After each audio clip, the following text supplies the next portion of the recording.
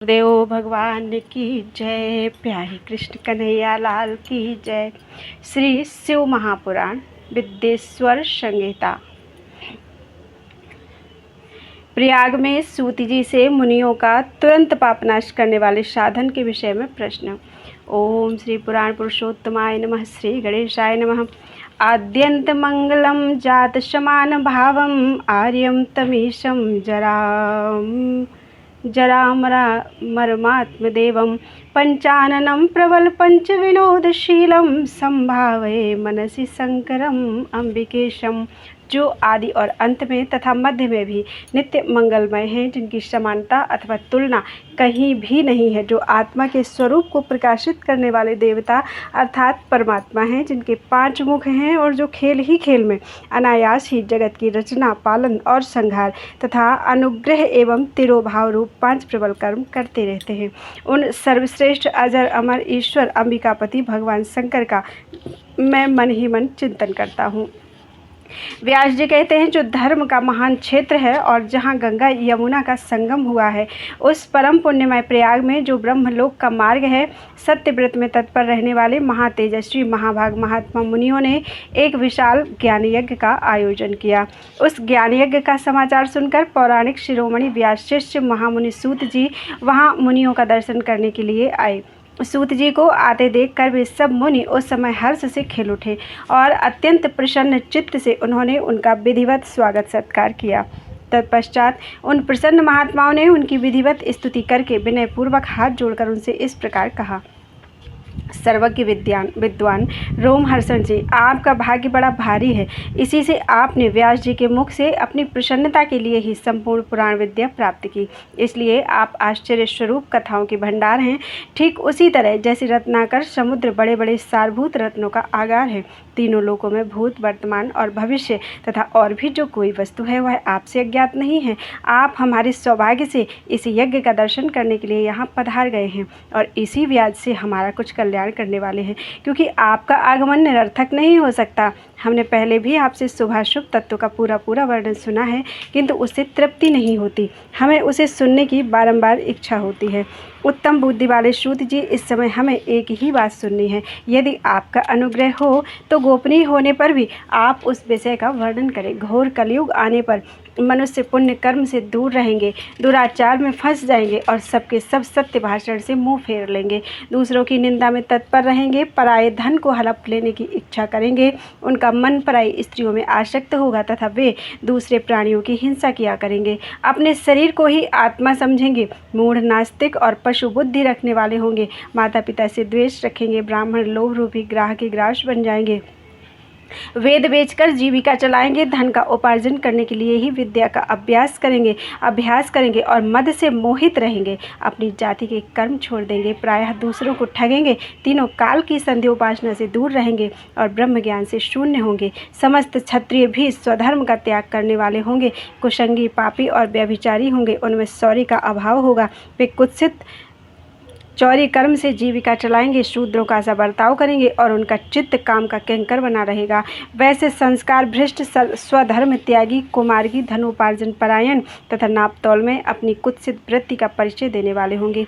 इसी तरह शूद्र ब्राह्मणों के आचार में तत्पर होंगे, उनकी आकृति उज्ज्वल होगी, अर्थात वे अपना कर्म धर्म छोड़कर उज्ज्वल वेशभूषा से विभूषित होकर व्यर्थ घूमेंगे। वे स्वभावतः ही अपने धर्म का त्याग करने वाले होंगे, उनके विचार धर्म के प्रतिकूल होंगे, वे कुटिल और द्विज निंदक होंगे। यदि धनी हुए तो कुकर्म में लग जाएंगे, विद्वान हुए तो वाद विवाद करने वाले होंगे, अपने को कुलीन मानकर चारों वर्णों के साथ वैवाहिक संबंध स्थापित करेंगे, समस्त वर्णों को अपने संपर्क से भ्रष्ट करेंगे। वे लोग अपनी अधिकार सीमा से बाहर जाकर द्विजोचित सत्कर्मों का अनुष्ठान करने वाले होंगे। कलयुग की स्त्रियां प्रायः सदाचार से भ्रष्ट और पति का अपमान करने वाली होंगी, सास ससुर से द्रोह करेंगी, किसी से भय नहीं मानेंगी, मलिन भोजन करेंगी, कुत्सित हाव भाव में तत्पर रहेंगी, उनका शील स्वभाव बहुत बुरा होगा और वे अपने पति की सेवा से सदा ही विमुख रहेंगी।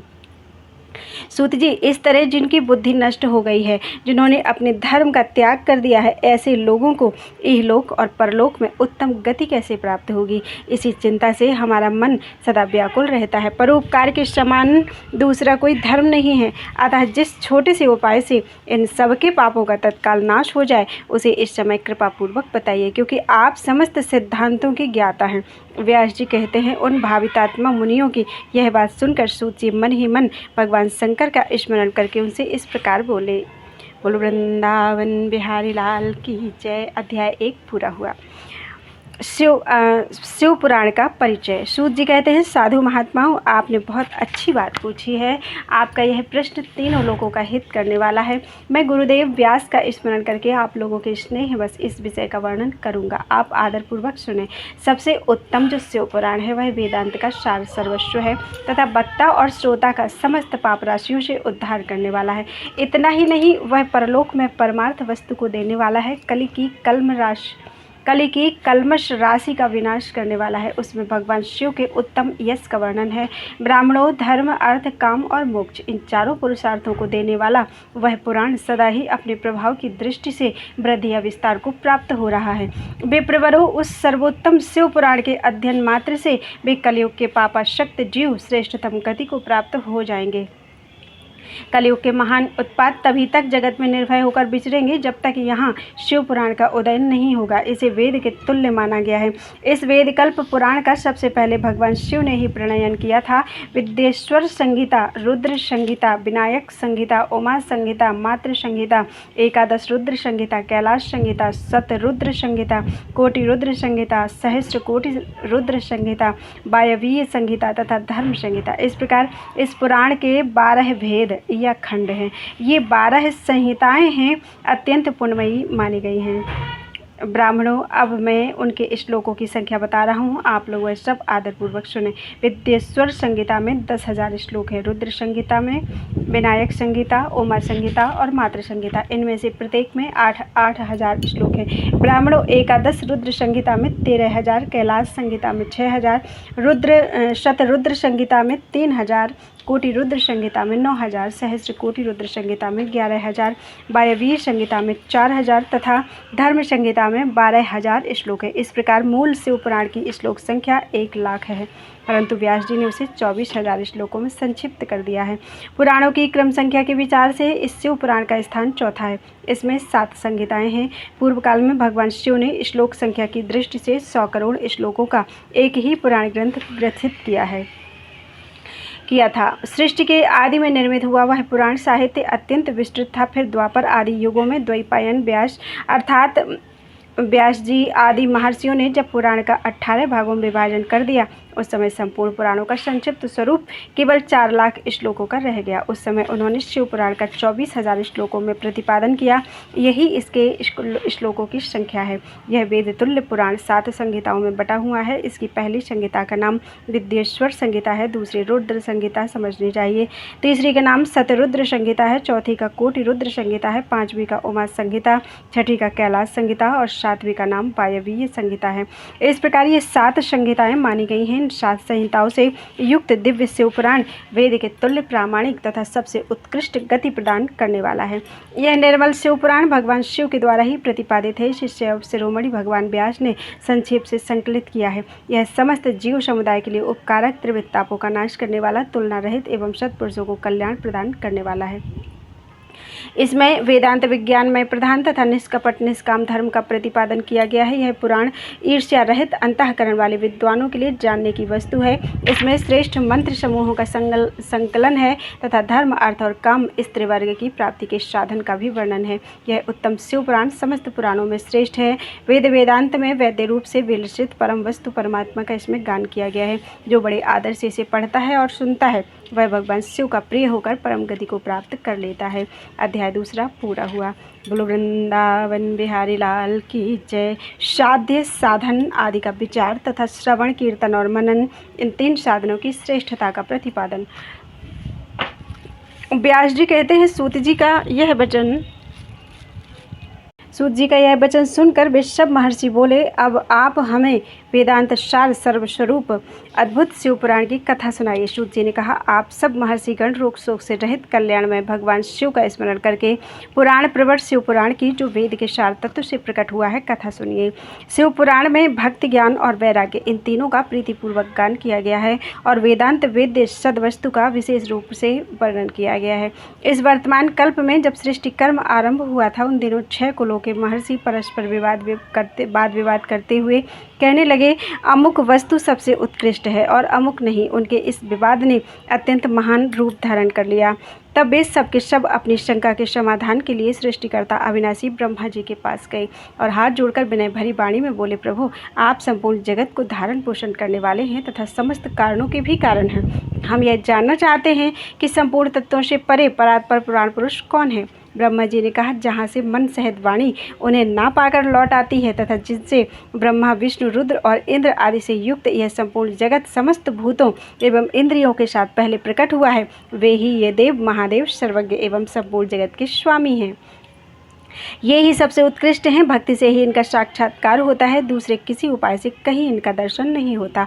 रुद्र, हरि, हर तथा अन्य देवेश्वर सदा उत्तम भक्ति भाव से उनका दर्शन करना चाहते हैं। भगवान शिव में भक्ति होने से मनुष्य संसार बंधन से मुक्त हो जाता है। देवता की कृपा प्रसाद से उनमें भक्ति होती है और भक्ति से देवता का कृपा प्रसाद प्राप्त होता है। ठीक उसी तरह जैसे यहाँ अंकुर से बीज और बीज से अंकुर पैदा होता है, इसीलिए तुम सब ब्रह्मर्षि भगवान शंकर का कृपा प्रसाद प्राप्त करने के लिए भूतल पर जाकर वहाँ सहस्रों वर्ष तक चालू रहने वाले एक विशाल यज्ञ का आयोजन करो। इन यज्ञपति भगवान शिव की ही कृपा से वेदोक्त विद्या के सारभूत साध्य साधन का ज्ञान होता है। शिवपद की प्राप्ति ही साध्य है, उनकी सेवा ही साधन है तथा उनके प्रसाद से जो नित्य नैमित्तिक आदि फलों की ओर से निष्प्रह होता है वही साधक है। वेदोक्त कर्म का अनुष्ठान करके उसके महान फल को भगवान शिव के चरणों में समर्पित कर देना चाहिए। भगवान शिव के चरणों में समर्पित कर देना ही परमेश्वर पद की प्राप्ति है, वही सालोक्य आदि के क्रम से प्राप्त होने वाली मुक्ति है। उन पुरुषों की भक्ति के अनुसार उन सब को उत्कृष्ट फल की प्राप्ति होती है। उस भक्ति के साधन अनेक प्रकार के हैं जिनका साक्षात महेश्वर ने ही प्रतिपादन किया है। उनमें से सारभूत साधन को संक्षिप्त करके मैं बता रहा हूँ।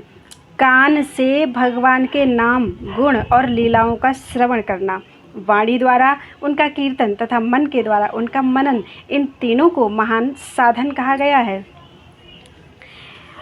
श्रोत्रेण श्रवणम तस्य वचसा कीर्तनम यथा, श्रोत्रेण श्रवणम तस्य वचसा कीर्तनम तथा, मनसा मननम तस्य महासाधनम उच्यते। तात्पर्य यह है कि महेश्वर का श्रवण, कीर्तन और मनन करना चाहिए। यह श्रुति का वाक्य हम सब के लिए प्रमाणभूत है। इसी साधन से संपूर्ण मनोरथों की सिद्धि में लगे हुए आप लोग परम साध्य को प्राप्त हों। लोग प्रत्यक्ष वस्तु को आँख से देखकर उसमें प्रवृत्त होते हैं, परंतु जिस वस्तु का कहीं भी प्रत्यक्ष दर्शन नहीं होता उसे श्रवणेंद्रिय द्वारा जान सुनकर मनुष्य उसकी प्राप्ति के लिए चेष्टा करते हैं। अतः पहला साधन श्रवण ही है। उसके द्वारा गुरु के मुख से तत्व को सुनकर श्रेष्ठ बुद्धि वाला विद्वान पुरुष अन्य साधन, कीर्तन एवं मनन की सिद्धि करे। क्रमशः मनन पर्यंत इस साधन की अच्छी तरह साधना कर लेने पर उसके द्वारा शालोक्य आदि के क्रम से धीरे धीरे भगवान शिव का संयोग प्राप्त होता है। पहले सारे अंगों के रोग नष्ट हो जाते हैं, फिर सब प्रकार का लौकिक आनंद भी विलीन हो जाता है। भगवान शंकर की पूजा, उनके नामों के जप तथा उनके गुण, रूप, विलास और नामों का युक्ति परायण चित्त के द्वारा जो निरंतर परिशोधन या चिंतन होता है उसी को मनन कहा गया है। वह महेश्वर की कृपा दृष्टि से उपलब्ध होता है, उसे समस्त श्रेष्ठ साधनों में प्रधान या प्रमुख कहा गया है। सूत जी कहते हैं, हे मुनीश्वरों, इस साधन का महात्म्य बताने के प्रसंग में मैं आप लोगों के लिए एक प्राचीन वृत्तांत का वर्णन करूंगा, उसे ध्यान देकर आप सुने। पहले की बात है, पराशर मुनि के पुत्र मेरे गुरु व्यासदेव जी सरस्वती नदी के सुंदर तट पर तपस्या कर रहे थे। एक दिन सूर्य तुल्य तेजस्वी विमान से यात्रा करते हुए भगवान सनत कुमार अकस्मात वहां आ पहुँचे। उन्होंने मेरे गुरु को वहां देखा। वे ध्यान में मग्न थे। उससे जागने पर उन्होंने ब्रह्मपुत्र सनत कुमार जी को अपने सामने उपस्थित देखा। देखकर वे बड़े वेग से उठे और उनके चरणों में प्रणाम करके मुनि ने उन्हें अर्घ्य दिया और देवताओं के बैठने योग्य आसन भी अर्पित किया। तब प्रसन्न हुए भगवान सनत कुमार विनीत भाव से खड़े हुए व्यास जी से गंभीर वाणी में बोले, मुनि, तुम सत्य वस्तु का चिंतन करो। वह सत्य पदार्थ भगवान शिव ही हैं जो तुम्हारे साक्षात्कार के विषय होंगे। भगवान शंकर का श्रवण, कीर्तन, मनन, ये 3 महत्तर साधन कहे गए हैं। ये तीनों ही वेद सम्मत हैं। पूर्व काल में मैं दूसरे साधनों के संभ्रम में पढ़कर घूमता घामता मंदराचल पर जा पहुंचा और वहां तपस्या करने लगा। तदनंतर महेश्वर शिव की आज्ञा से भगवान नंदिकेश्वर वहां आए। उनकी मुझ पर बड़ी दया थी। वे सबके साक्षी तथा शिव गणों के स्वामी भगवान नंदिकेश्वर मुझे स्नेहपूर्वक मुक्ति का उत्तम साधन बताते हुए बोले, भगवान शंकर का श्रवण, कीर्तन और मनन, ये तीनों साधन वेद सम्मत हैं और मुक्ति के साक्षात कारण हैं। यह बात स्वयं भगवान शिव ने मुझसे कही है। अतः ब्राह्मण, तुम श्रवणादि तीनों साधनों का ही अनुष्ठान करो। व्यास जी से बारंबार ऐसा कहकर अनुगामियों सहित ब्रह्मपुत्र सनत कुमार परम सुंदर ब्रह्मधाम को चले गए। इस प्रकार पूर्व काल के इस उत्तम वृत्तांत का मैंने संक्षेप से वर्णन किया है। ऋषि बोले, सूत जी, श्रवणादि 3 साधनों को आपने मुक्ति का उपाय बताया है, किंतु जो श्रवण आदि तीनों साधनों में असमर्थ हो, वह मनुष्य किस उपाय का अवलंबन करके मुक्त हो सकता है? किस साधन भूत कर्म के द्वारा बिना यत्न के ही मोक्ष मिल सकता है? अध्याय 3 और 4 पूरा हुआ। बोलो वृंदावन बिहारी लाल की जय। भगवान शिव के लिंग एवं साकार विग्रह की पूजा के रहस्य तथा महत्व का वर्णन। सूत जी कहते हैं, शौनक, जो श्रवण, कीर्तन और मनन इन तीनों साधनों के अनुष्ठान में समर्थ ना हो, वह भगवान शंकर के लिंग एवं मूर्ति की स्थापना करके नित्य उसकी पूजा करे तो संसार सागर से पार हो सकता है। वंचना अथवा छल ना करते हुए अपनी शक्ति के अनुसार धनराशि ले जाए और उसे शिवलिंग अथवा शिव मूर्ति की सेवा के लिए अर्पित कर दे। साथ ही निरंतर उस लिंग एवं मूर्ति की पूजा भी करे। उसके लिए भक्तिभाव से मंडप, गोपुर, तीर्थ, मठ एवं क्षेत्र की स्थापना करे तथा उत्सव रचाए। वस्त्र, गंध, पुष्प, धूप, दीप और पुआ और शाक आदि व्यंजनों से युक्त भांति भांति के भक्ष्य भोजन अन्य नैवेद्य के रूप में समर्पित करे। छत्र, ध्वजा, व्यजन, चामर तथा अन्य अंगों सहित राजोपचार की भांति सब सामान भगवान शिव के लिंग एवं मूर्ति को चढ़ाएं। प्रदक्षिणा, नमस्कार तथा यथाशक्ति जप करें। आवाहन से लेकर विसर्जन तक सारा कार्य प्रतिदिन भक्तिभाव से संपन्न करें। इस प्रकार शिवलिंग अथवा शिव मूर्ति में भगवान शंकर की पूजा करने वाला पुरुष श्रवण आदि साधनों का अनुष्ठान ना करे तो भी भगवान शिव की प्रसन्नता से सिद्धि प्राप्त होती है। पहले के बहुत से महात्मा पुरुष लिंग तथा शिव मूर्ति की पूजा करने मात्र से भवबंधन से मुक्त हो चुके हैं। ऋषियों ने पूछा, मूर्ति में ही सर्वत्र देवताओं की पूजा होती है, लिंग में नहीं, परंतु भगवान शिव की पूजा सब जगह मूर्ति में और लिंग में भी क्यों की जाती है? सूत जी ने कहा, मुनीश्वरों, तुम्हारा यह प्रश्न तो बड़ा ही पवित्र और अत्यंत अद्भुत है। इस विषय में महादेव जी ही वक्ता हो सकते हैं। दूसरा कोई पुरुष कभी और कहीं भी इसका प्रतिपादन नहीं कर सकता। इस प्रश्न के समाधान के लिए भगवान शिव ने जो कुछ कहा है और उसे मैंने गुरु जी के मुख से जिस प्रकार सुना है उसी तरह क्रमशः वर्णन करता हूँ। एकमात्र भगवान शिव ही ब्रह्मरूप होने के कारण निष्कल अर्थात निराकार कहे गए हैं। रूपवान होने के कारण उन्हें सकल भी कहा गया है, इसलिए वे सकल और निष्कल दोनों हैं। शिव के निष्कल निराकार होने के कारण ही उनकी पूजा का आधारभूत लिंग भी निराकार ही प्राप्त हुआ है, अर्थात शिवलिंग शिव के निराकार स्वरूप का प्रतीक है। इसी तरह शिव के सकल या साकार होने के कारण उनकी पूजा का आधारभूत विग्रह साकार प्राप्त होता है, अर्थात शिव का साकार विग्रह उनके साकार स्वरूप का प्रतीक होता है। सकल और अकल समस्त अंग आकार सहित साकार और अंग आकार से सर्वथा रहित निराकार रूप होने से वे ब्रह्म शब्द से कहे जाने वाले परमात्मा हैं। यही कारण है कि सब लोग लिंग अर्थात निराकार और मूर्ति अर्थात साकार दोनों में ही सदा भगवान शिव की पूजा करते हैं। शिव से भिन्न जो दूसरे देवता हैं वे साक्षात ब्रह्म नहीं हैं, इसलिए कहीं भी उनके लिए निराकार लिंग नहीं उपलब्ध होता। पूर्व काल में बुद्धिमान ब्रह्मपुत्र सनत कुमार मुनि ने मंदराचल पर्वत पर नंदिकेश्वर से इस प्रकार का प्रश्न किया था। सनत कुमार बोले, भगवान शिव से भिन्न जो देवता हैं उन सबकी पूजा के लिए सर्वथा प्रायः वेर अर्थात मूर्ति मात्र ही अधिक संख्या में देखा और सुना जाता है। केवल भगवान शिव की ही पूजा में लिंग और वेर दोनों का ही उपयोग देखने में आता है। अतः करुणामय कल्याणमय नंदिकेश्वर, इस विषय में जो तत्व की बात हो उसे मुझे इस प्रकार बताइए जिससे अच्छी तरह समझ में आ जाए।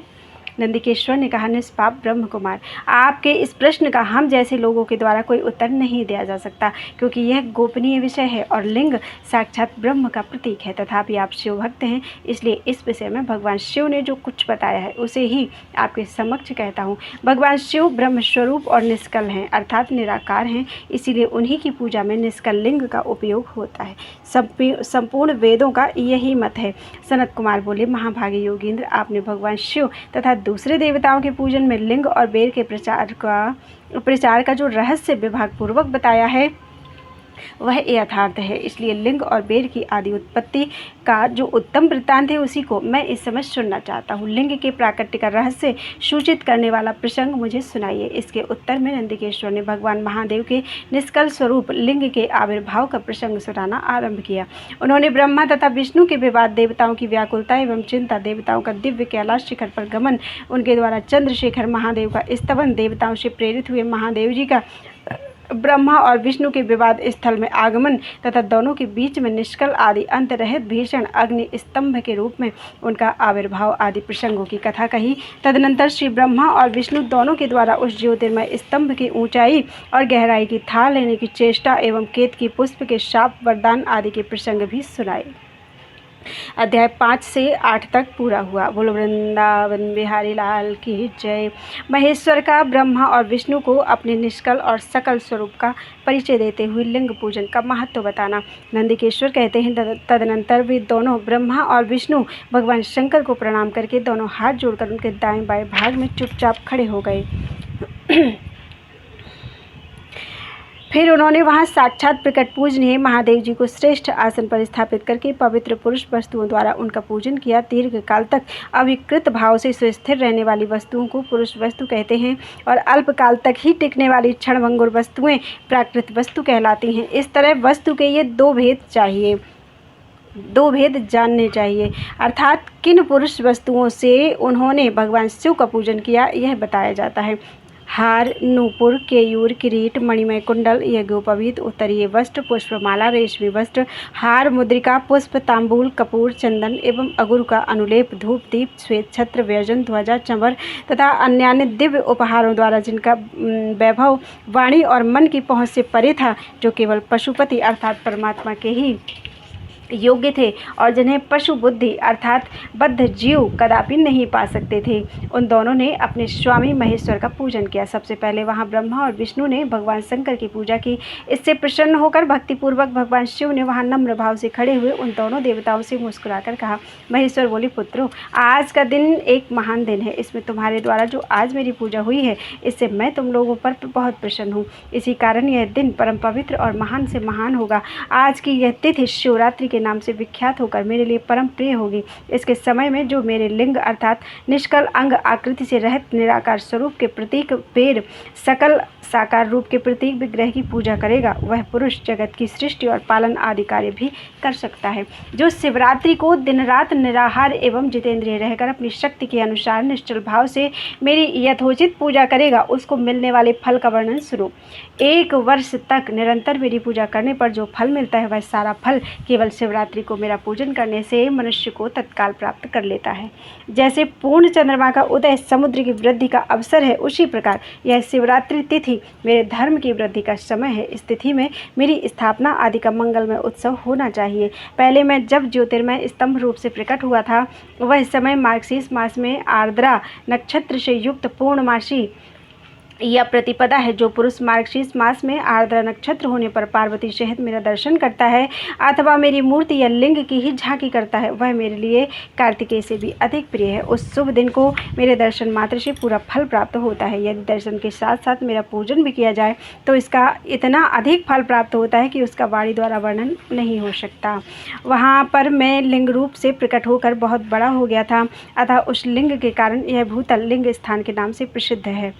प्रसिद्ध हुआ। जगत के लोग इसका दर्शन और पूजन कर सकें, इसके लिए यह अनादि और अनंत ज्योति स्तंभ अथवा ज्योतिर्मय लिंग अत्यंत छोटा हो जाएगा। यह लिंग सब प्रकार के भोग सुलभ कराने वाला तथा भोग और मोक्ष का एकमात्र साधन है। इसका दर्शन, स्पर्श और ध्यान किया जाए तो यह प्राणियों को जन्म और मृत्यु के कष्ट से छुड़ाने वाला है। अग्नि के पहाड़ जैसा जो यह शिवलिंग यहाँ प्रकट हुआ है, इसके कारण यह स्थान अरुणाचल नाम से प्रसिद्ध होगा। यहाँ अनेक प्रकार के बड़े बड़े तीर्थ प्रकट होंगे। इस स्थान में निवास करने या मरने से जीवों का मोक्ष तक हो जाएगा। मेरे 2 रूप हैं, सकल और निष्कल। दूसरे किसी के ऐसे रूप नहीं हैं।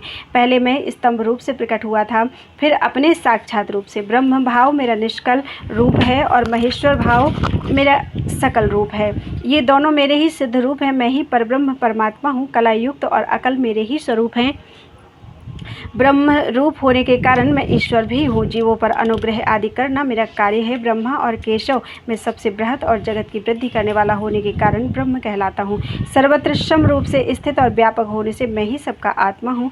सर्ग से लेकर अनुग्रह तक, अर्थात आत्मा या ईश्वर से भिन्न जो जगत संबंधी 5 कृत्य हैं, वे सदा मेरे ही हैं। मेरे अतिरिक्त दूसरे किसी के नहीं हैं, क्योंकि मैं ही सबका ईश्वर हूँ।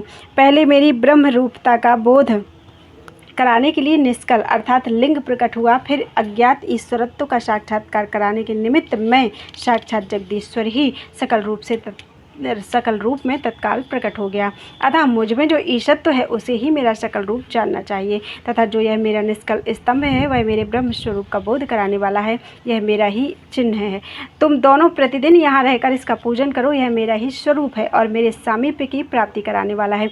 लिंग और लिंगी में अत्यंत अभेद होने के कारण मेरे इस लिंग का महान पुरुषों को भी पूजन करना चाहिए।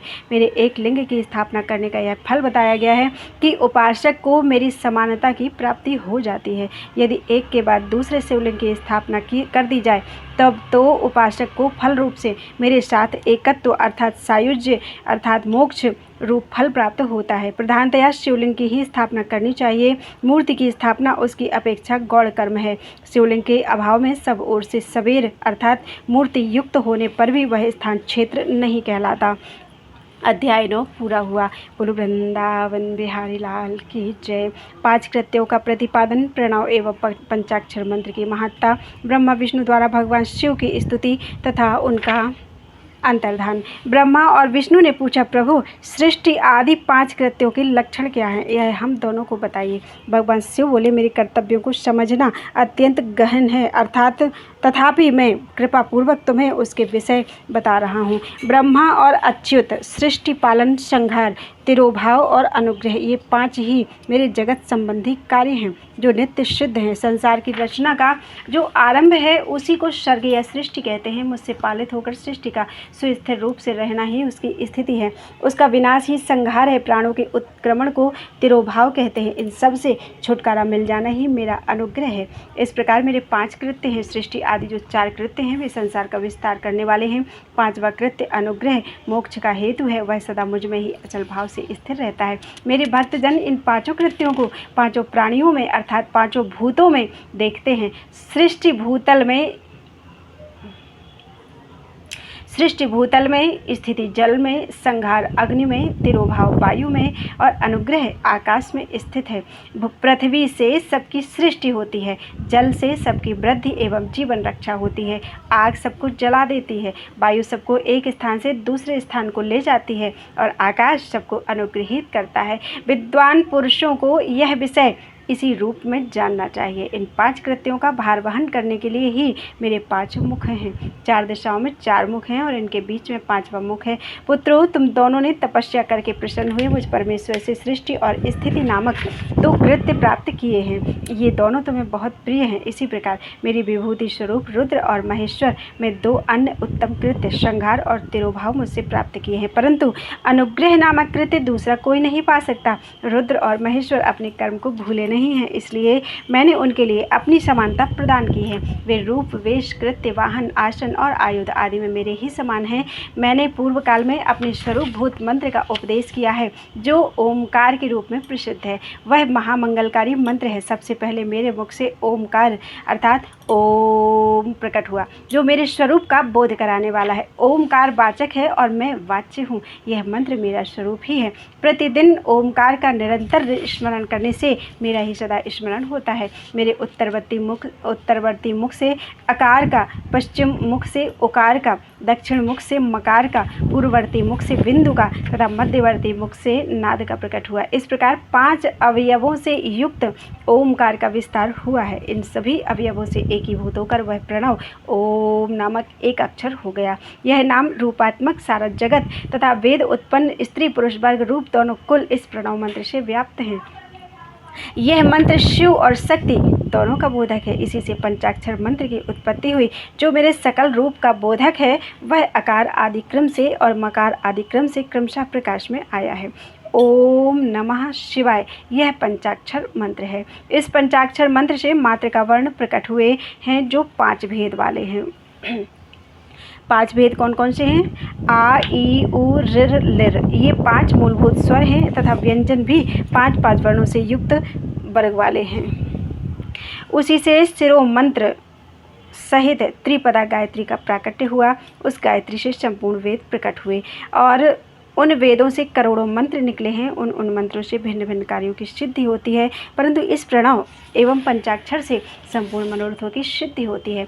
इस मंत्र समुदाय से भोग और मोक्ष दोनों सिद्ध होते हैं। मेरे सकल स्वरूप से संबंध रखने वाले सभी मंत्रराज साक्षात भोग प्रदान करने वाले हैं और शुभ कारक हैं, अर्थात मोक्षप्रद हैं। नंदिकेश्वर कहते हैं, तदनंतर जगदम्बा पार्वती के साथ बैठे हुए गुरुवर महादेव जी ने उत्तराभिमुख बैठे हुए ब्रह्मा और विष्णु को पर्दा करने वाले वस्त्र से आच्छादित करके उनके मस्तक पर अपना कर कमल रखकर धीरे धीरे उच्चारण करके उन्हें उत्तम मंत्र का उपदेश किया। मंत्र तंत्र में बताई हुई विधि के पालन पूर्वक 3 बार मंत्र का उच्चारण करके भगवान शिव ने उन दोनों शिष्यों को मंत्र की दीक्षा दी। फिर उन शिष्यों ने गुरु दक्षिणा के रूप में अपने आप को ही समर्पित कर दिया और दोनों हाथ जोड़कर उनके समीप खड़े होकर उन देवेश्वर जगत गुरु का स्तवन किया। ब्रह्मा और विष्णु बोले, प्रभु आप निष्कल स्वरूप हैं, आप निष्कल रूप हैं, आपको नमस्कार है। आप निष्कल तेज से प्रकाशित होते हैं, आपको नमस्कार है। आप सबके स्वामी हैं, आपको नमस्कार है। आप सर्वात्मा को नमस्कार है, अथवा सकल स्वरूप आप महेश्वर को नमस्कार है। आप प्रणव के वाच्यार्थ हैं, आपको नमस्कार है। आप प्रणव लिंग वाले हैं, आपको नमस्कार है। सृष्टि पालन संहार तिरुभाव और अनुग्रह करने वाले आपको नमस्कार है। आपके 5 मुख हैं, आप परमेश्वर को नमस्कार है। पंच ब्रह्म स्वरूप 5 कृत्य वाले आपको नमस्कार है। आप सबके आत्मा हैं, ब्रह्म हैं, आपको नमस्कार है। आपके गुण और शक्तियाँ अनंत हैं, आपको नमस्कार है। आपके सकल और निष्कल 2 रूप हैं, आप सद्गुरु एवं शंभु हैं, आपको नमस्कार है। नमो निष्कल रूपाय, नमो निष्कल तेज से, नमः सकल नाथाय, नमस्ते सकलात्मने, नमः प्रणव वाच्याय, नमः प्रणवलिंगिने, नमः सृष्ट्यादिकर्त्रे च, नमः पंचमुखाय ते, पंचब्रह्मस्वरूपाय, पंचकृत्याय ते नमः, आत्मने ब्रह्मणे तुभ्यं अनन्तगुणशक्तये, सकलाकलरूपाय संभवे गुरुवे नमः। इन पद्यों द्वारा अपने गुरु महेश्वर की स्तुति करके ब्रह्मा और विष्णु ने उनके चरणों में प्रणाम किया। महेश्वर बोले, आर्द्रा नक्षत्र से युक्त चतुर्दशी को प्रणव का जप किया जाए तो वह अक्षय फल देने वाला होता है। सूर्य की संक्रांति से युक्त महा आर्द्रा नक्षत्र में एक बार किया हुआ प्रणव ओम जप कोटि गुणे जप का फल देता है। मृगशिरा नक्षत्र का अंतिम भाग तथा पुनर्वसु का आदिम भाग पूजा, होम और तर्पण आदि के लिए सदा आर्द्रा के समान ही होता है, यह जानना चाहिए। मेरा या मेरे लिंग का दर्शन प्रभात काल में ही, प्रातः और संगम अर्थात मध्याह्न के पूर्व काल में करना चाहिए। मेरे दर्शन पूजन के लिए चतुर्दशी तिथि निशीथ व्यापिनी अथवा प्रदोष व्यापिनी लेनी चाहिए, क्योंकि परिवर्तनी तिथि से संयुक्त चतुर्दशी की ही प्रशंसा की जाती है। पूजा करने वालों के लिए मेरी मूर्ति तथा लिंग दोनों समान हैं, फिर भी मूर्ति की अपेक्षा लिंग का स्थान ऊंचा है। इसलिए मुमुक्षु पुरुषों को चाहिए कि वे वेर अर्थात मूर्ति से भी श्रेष्ठ समझकर लिंग का ही पूजन करें। लिंग का ओमकार मंत्र से और वेर का पंचाक्षर मंत्र से पूजन करना चाहिए। शिवलिंग की स्वयं ही स्थापना करके अथवा दूसरों से भी स्थापना करवाकर उत्तम द्रव्यमय उपचारों से पूजा करनी चाहिए। इससे मेरा पद सुलभ हो जाता है। इस प्रकार उन दोनों शिष्यों को उपदेश देकर भगवान शिव वहीं अंतर्धान हो गए। अध्याय 10 पूरा हुआ। बोलो वृंदावन बिहारी लाल की जय। शिवलिंग की स्थापना, उसके लक्षण और पूजन की विधि का वर्णन तथा शिव पद की प्राप्ति कराने वाले सत्कर्मों का विवेचन। ऋषियों ने पूछा, सूत जी, शिवलिंग की स्थापना कैसी करनी चाहिए, उसका लक्षण क्या है तथा उसकी पूजा कैसे करनी चाहिए, किस देश काल में करनी चाहिए और किस द्रव्य के द्वारा उसका निर्माण होना चाहिए। सूत जी ने कहा, महर्षियों, मैं तुम लोगों के लिए इस विषय का वर्णन करता हूँ, ध्यान देकर सुनो और समझो। अनुकूल एवं शुभ समय में किसी पवित्र तीर्थ में, नदी आदि के तट पर अपनी रुचि के अनुसार ऐसी जगह शिवलिंग की स्थापना करनी चाहिए जहाँ नित्य पूजन हो सके। पार्थिव द्रव्य से, जलमय द्रव्य से अथवा तेजस पदार्थ से अपनी रुचि के अनुसार कल्पोक्त लक्षणों से युक्त शिवलिंग का निर्माण करके उसकी पूजा करने से उपासक को उस पूजन का पूरा फल प्राप्त होता है। संपूर्ण शुभ लक्षणों से युक्त शिवलिंग की यदि पूजा की जाए तो वह तत्काल पूजा का फल देने वाला होता है। यदि चल प्रतिष्ठा करनी हो तो इसके लिए छोटा सा शिवलिंग अथवा विग्रह श्रेष्ठ माना जाता है, और यदि अचल प्रतिष्ठा करनी हो तो स्थूल शिवलिंग अथवा विग्रह अच्छा माना गया है। उत्तम लक्षणों से युक्त शिवलिंग की पीठ सहित स्थापना करनी चाहिए। शिवलिंग का पीठ मंडलाकार, गोल, चौकोर, त्रिकोण अथवा खाट के पाए की भांति ऊपर नीचे मोटा और बीच में पतला होना चाहिए। ऐसा लिंग पीठ महान फल देने वाला होता है। पहले मिट्टी से, प्रस्तर आदि से अथवा लोहे आदि से शिवलिंग का निर्माण करना चाहिए। जिस द्रव्य से शिवलिंग का निर्माण हो उसी से उसका पीठ भी बनाना चाहिए। यही स्थावर अर्थात अचल प्रतिष्ठा वाले शिवलिंग की विशेष बात है। चर अर्थात चल प्रतिष्ठा वाले शिवलिंग में भी लिंग और पीठ का एक ही उपादान होना चाहिए, किंतु बाण लिंग के लिए यह नियम नहीं है। लिंग की लंबाई निर्माणकर्ता या स्थापना करने वाले यजमान के 12 अंगुल के बराबर होनी चाहिए। ऐसे ही शिवलिंग को उत्तम कहा गया है। इससे कम लंबाई हो तो फल में कमी आ जाती है, अधिक हो तो कोई दोष की बात नहीं है। चरलिंग में भी वैसा ही नियम है। उसकी लंबाई कम से कम कर्ता के 1 अंगुल के बराबर होनी चाहिए। उससे छोटे होने पर अल्प फल मिलता है, किंतु उससे अधिक होना दोष की बात नहीं है। यजमान को चाहिए कि वह पहले शिल्प शास्त्र के अनुसार एक विमान या देवालय बनवाएं जो देवगणों की मूर्तियों से अलंकृत हो। उसका गर्भगृह बहुत ही सुंदर, सुदृढ़ और दर्पण के समान स्वच्छ हो। उसे 9 प्रकार के रत्नों से विभूषित किया गया हो। उसमें पूर्व और पश्चिम दिशा में 2 मुख्य द्वार हों जहाँ शिवलिंग की स्थापना करनी हो। उस स्थान के गर्त में नीलम, लाल, वैदूर्य, श्याम, मरकत, मोती, मूंगा, गोमेद और हीरा, इन 9 रत्नों को तथा अन्य महत्वपूर्ण द्रव्यों को वैदिक मंत्रों के साथ छोड़ें। सद्योजात आदि 5 वैदिक मंत्रों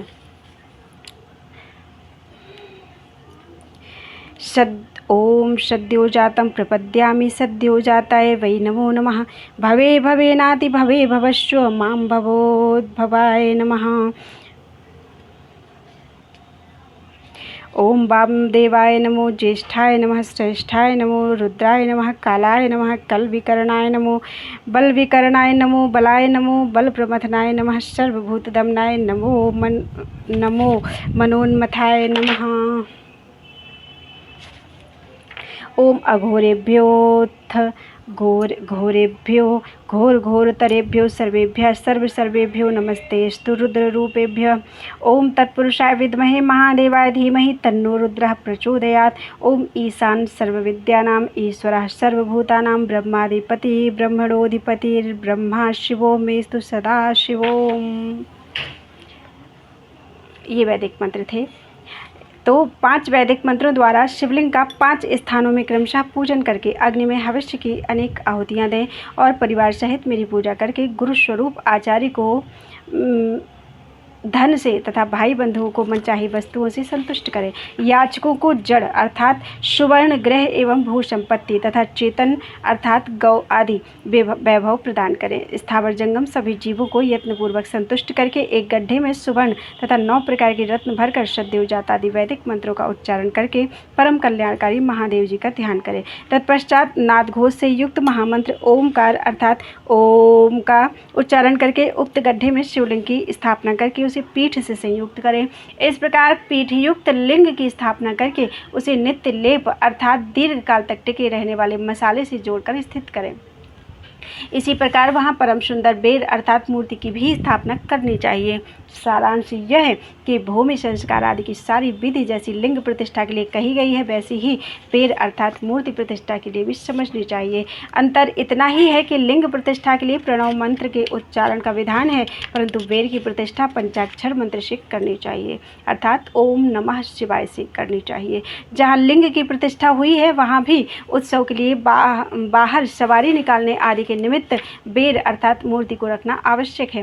बेर को बाहर से भी लिया जा सकता है, उसे गुरुजनों से ग्रहण करें। बाह्य बेर वही लेने योग्य है जो साधु पुरुषों द्वारा पूजित हो। इस प्रकार लिंग में और बेर में भी की हुई महादेव जी की पूजा शिवपद प्रदान करने वाली होती है। स्थावर और जंगम के भेद से लिंग भी दो प्रकार का कहा गया है। वृक्ष लता आदि को स्थावर लिंग कहते हैं और कृमि कीट आदि को जंगम लिंग। स्थावर लिंग की सींचने आदि के द्वारा सेवा करनी चाहिए और जंगम लिंग को आहार एवं जल आदि देकर तृप्त करना उचित है। उन स्थावर जंगम जीवों को सुख पहुंचाने में अनुरक्त होना भगवान शिव का पूजन है, ऐसा विद्वान पुरुष मानते हैं। अर्थात यूं चराचर जीवों को ही भगवान शंकर के प्रतीक मानकर उनका पूजन करना चाहिए। इस तरह महालिंग की स्थापना करके विविध उपचारों द्वारा उसका पूजन करें। अपनी शक्ति के अनुसार नित्य पूजा करनी चाहिए तथा देवालय के पास ध्वजारोपण आदि करना चाहिए। शिवलिंग साक्षात शिव का पद प्रदान करने वाला है अथवा चरलिंग में षोडशोपचारों द्वारा यथोचित रीति से क्रमशः पूजन करें। यह पूजन भी शिव पद प्रदान करने वाला है। आवाहन, आसन, अर्घ्य, पाद्य, पादांग, आचमन, अभ्यंग पूर्वक स्नान, वस्त्र एवं यज्ञोपवीत, गंध, पुष्प, धूप, दीप, नैवेद्य, तांबूल, समर्पण, नीराजन, नमस्कार और विसर्जन, ये 16 उपचार हैं। अथवा अर्घ्य से लेकर नैवेद्य तक विधिवत पूजन करें। अभिषेक, नैवेद्य, नमस्कार और तर्पण, ये सब यथाशक्ति नित्य करें। इस तरह किया हुआ शिव का पूजन शिव पद की प्राप्ति कराने वाला होता है। अथवा किसी मनुष्य के द्वारा स्थापित शिवलिंग में, ऋषियों द्वारा स्थापित शिवलिंग में, देवताओं द्वारा स्थापित शिवलिंग में, अपने आप प्रकट हुए स्वयंभू लिंग में तथा अपने द्वारा नूतन स्थापित हुए शिवलिंग में भी उपचार समर्पण पूर्वक जैसे तैसे पूजन करने से या पूजन की सामग्री देने से भी मनुष्य ऊपर जो कुछ कहा गया है वह सारा फल प्राप्त कर लेता है।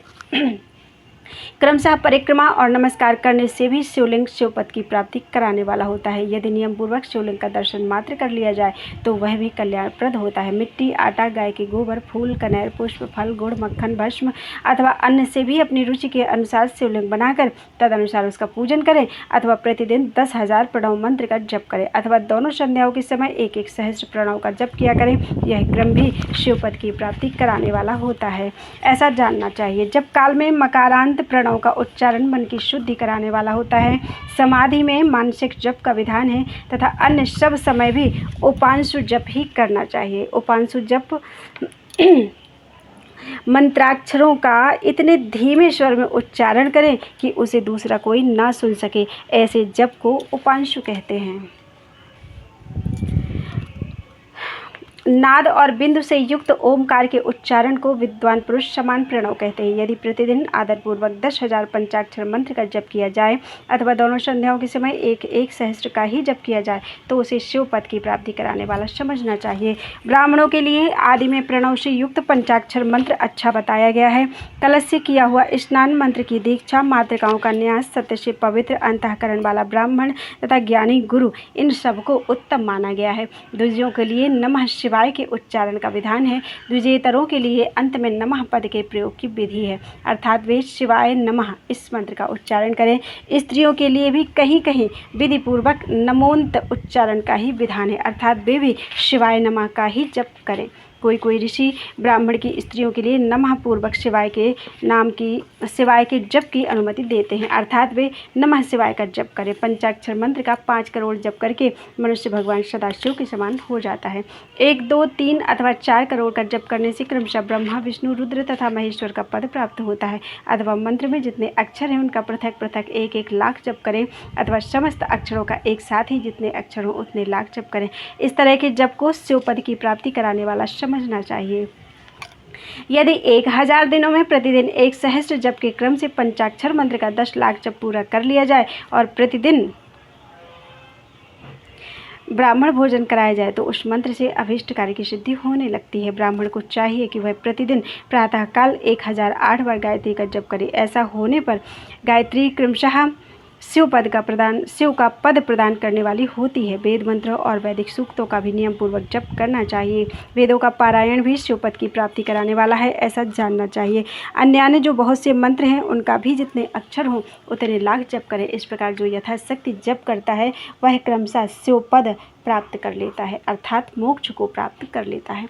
अपनी रुचि के अनुसार किसी एक मंत्र को अपनाकर मृत्यु पर्यंत प्रतिदिन उसका जप करना चाहिए, अथवा ओम इस मंत्र का प्रतिदिन 1 सहस्त्र जप करना चाहिए। ऐसा करने पर भगवान शिव की आज्ञा से संपूर्ण मनोरथों की सिद्धि होती है। जो मनुष्य भगवान शिव के लिए फुलवाड़ी या बगीचे आदि लगाता है तथा शिव के सेवा कार्य के लिए मंदिर में झाड़ने बुहारने आदि की व्यवस्था करता है, वह इस पुण्य कर्म को करके शिव पद प्राप्त कर लेता है। भगवान शिव के जो काशी आदि क्षेत्र हैं उनमें भक्तिपूर्वक नित्य निवास करे, वह जड़ चेतन सभी को भोग और मोक्ष देने वाला होता है। अतः विद्वान पुरुष को भगवान शिव के क्षेत्र में आमरण निवास करना चाहिए। पुण्य क्षेत्र में स्थित बावड़ी, कुआं और पोखरे आदि को शिव गंगा समझना चाहिए। भगवान शिव का ऐसा ही वचन है, वहाँ स्नान दान और जप करके मनुष्य भगवान शिव को प्राप्त कर लेता है। अतः मृत्यु पर्यंत शिव के क्षेत्र का आश्रय लेकर रहना चाहिए। जो शिव के क्षेत्र में अपने किसी मृत संबंधी का दाह दशाह, मासिक श्राद्ध, सपिंडीकरण अथवा वार्षिक श्राद्ध करता है अथवा कभी भी शिव के क्षेत्र में अपने पितरों को पिंड देता है, वह तत्काल सब पापों से मुक्त हो जाता है और अंत में शिव पद पाता है। अथवा शिव के क्षेत्र में 7, 5, 3 या 1 ही रात निवास कर ले, ऐसा करने से भी क्रमशः शिव पद की प्राप्ति होती है। लोक में अपने अपने वर्ण के अनुरूप सदाचार का पालन करने से भी मनुष्य शिव पद को प्राप्त कर लेता है। वर्णानुकूल आचरण से तथा भक्तिभाव से वह अपने सत्कर्म का अतिशय फल पाता है। कामना पूर्वक किए हुए अपने कर्म के अभीष्ट फल को शीघ्र ही पा लेता है। निष्काम भाव से किया हुआ सारा कर्म साक्षात शिव पद की प्राप्ति कराने वाला होता है। दिन के 3 विभाग होते हैं, प्रातः, मध्याह्न और सायाह्न। इन तीनों में क्रमशः एक एक प्रकार के कर्म का संपादन किया जाता है। प्रातः काल को शास्त्र विहित नित्य कर्म के अनुष्ठान का समय जानना चाहिए। मध्याह्न काल सकाम कर्म के लिए उपयोगी है तथा सायंकाल शांति कर्म के उपयुक्त है, ऐसा जानना चाहिए। इसी प्रकार रात्रि में भी समय का विभाजन किया गया है। रात के 4 पहरों में से भी जो बीच के 2 प्रहर हैं उन्हें निषिद्ध काल कहा गया है। विशेषतः उसी काल में की हुई भगवान शिव की पूजा अभीष्ट फल को देने वाली होती है। ऐसा जानकर कर्म करने वाला मनुष्य यथोक्त फल का भागी होता है। विशेषतः कलयुग में कर्म करने वाला मनुष्य विशेषतः कलयुग में कर्म से ही फल की सिद्धि होती है। अपने अपने अधिकार के अनुसार ऊपर कहे गए किसी भी कर्म के द्वारा शिव आराधन करने वाला पुरुष यदि सदाचारी है और पाप से डरता है तो वह उन कर्मों का पूरा फल अवश्य प्राप्त कर लेता है। ऋषियों ने कहा, सूत जी, पुण्य क्षेत्र कौन कौन से हैं जिनका आश्रय लेकर सभी स्त्री पुरुष शिव पद को प्राप्त कर लें, यह हमें संक्षेप से बताइए। बोलो वृंदावन बिहारी लाल की जय। अध्याय 11 पूरा हो गया है। विद्येश्वर संहिता चल रही है। विद्येश्वर संहिता के आज अध्याय 11 हो चुके हैं। बोलो वृंदावन बिहारी लाल की जय।